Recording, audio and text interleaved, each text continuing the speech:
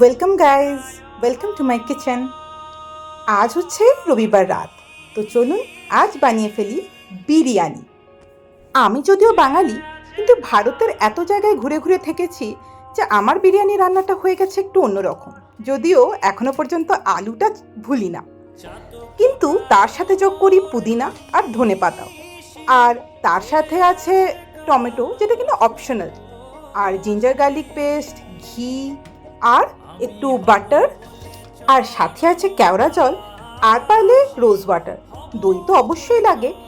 আর নিয়ে নিই বিরিয়ানি মশলা। Different different সময় যেটা হাতের কাছে পাই সেটাই ইউজ করি। এবারে ইউজ করেছিলাম এভারেস্ট বিরিয়ানি মশলা। তো প্রথম স্টেপটা হলো ম্যারিনেট করা। তার জন্য নিয়ে নিই দই, পরিমাণ মতো বিরিয়ানি মশলা, জিঞ্জার গার্লিক পেস্ট আর পেঁয়াজ। পেঁয়াজটা যদি ম্যারিনেশনে ডালি না, পেঁয়াজটা কুচিয়ে রেখে দিই পরে বানানোর জন্য। আর বাজার থেকে কেনা বিরিস্তা আমার খুবই পছন্দ, কারণ প্রথম কথা নিজে বিরিস্তা বানাতে গেলে অনেকটাই তেল ইউজ হয়, প্লাস অত সময়ও নেই আমার কাছে বিরিয়ানি রান্না হলো 1.5 ঘন্টার মধ্যে পুরো কমপ্লিট হওয়া চাই। মশলাগুলো আমি ব্যবহার করি সেগুলো কিন্তু আমি স্ক্রিনে লিখে দিচ্ছি আর তার সাথে দেখিয়েও দিচ্ছি, দরকার হলে আপনারা স্ক্রিনশট নিয়ে নেবেন।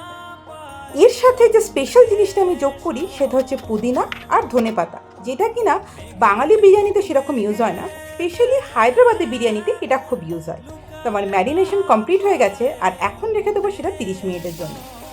এর পরের স্টেপটা হলো চালটাকে ভালো করে ধুয়ে একটুখানি ভিজিয়ে রাখা অন্তত 1/2 ঘন্টার জন্য। আজ হাতে সময় কম, তাই 1/2 ঘন্টা অপেক্ষা করতে পারলাম না ম্যারিনেশনের জন্য, জলদি শুরু করে দিলাম বানাতে। তো প্রথম স্টেপ নিশ্চয়ই সকলেরই জানা, গরম তেলে একটুখানি আলুগুলোকে প্রথমে ভেজে নেব, আর তার সাথে তারপরে দিয়ে দেবো গোটা গরম মশলা।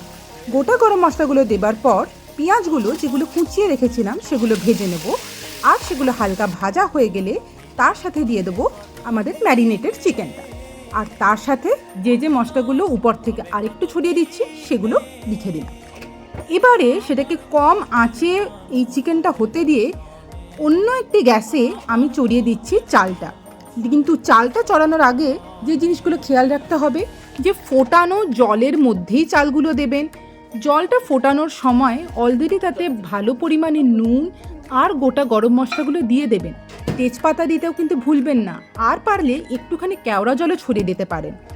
জলটা যখন ফুটতে শুরু করবে তখন ওই জলে আমাদের ভিজিয়ে রাখা চালগুলো দিয়ে দেবেন, আর দিয়ে ঢাকা দিয়ে দেবেন।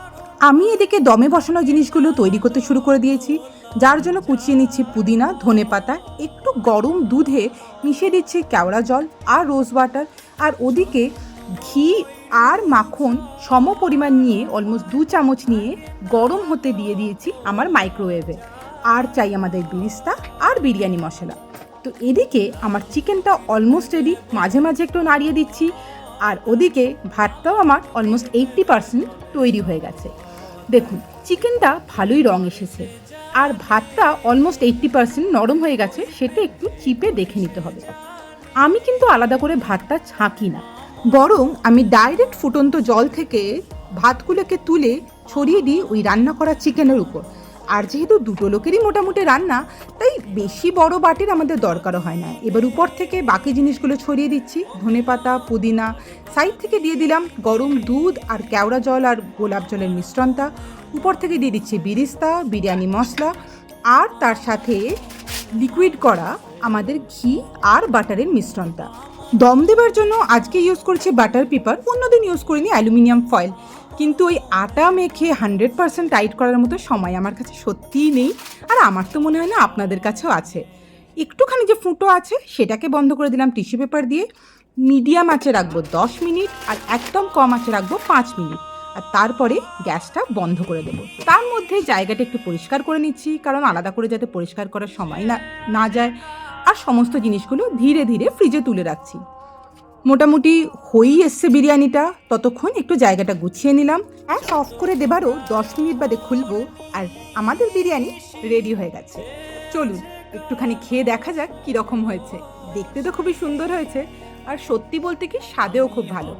আপনারা যারা চাকরি করেন আর হাতে খুব সময় কম, কিন্তু তবুও রান্নাটাকে ভুলে যেতে চান না, এই ধরনের চটজলদি রেসিপির জন্য ফলো করতে পারেন আমার চ্যানেল। কারণ আমি মনে করি যে রাঁধে সে চুলো বাঁধে, আর যে চাকরি করতে পারে সে খাবার বানাতেও পারে। বাই।